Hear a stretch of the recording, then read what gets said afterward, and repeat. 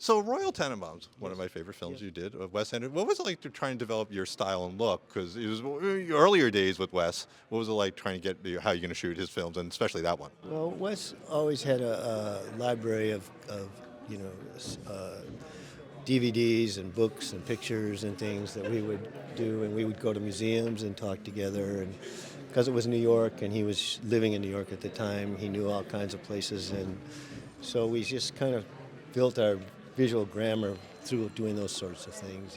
Looking at movies and saying we like this, we don't like this, maybe we can incorporate this idea, and again, we'd go to the locations and be very careful, map out exactly what we were going to do. So. But conversely, you do something like Grand Budapest, which is awesome. Yes.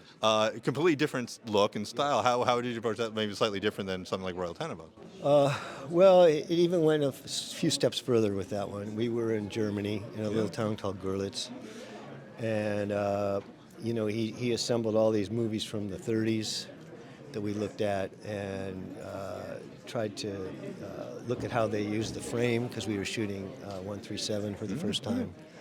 And again, we spent a lot of time looking at locations and talking about how we would modify them with the production designer, and how we would light them and how we would shoot them. So it's a very extensive prep. It must help that you production designer Adam Stockhausen for a lot of your films. Yeah. Wes, how is it having that team together for so long? You kind of like a language that you guys just know each other well. It's pretty great. And before that, we had Mark Freeberg as our production designer, and David Wasco.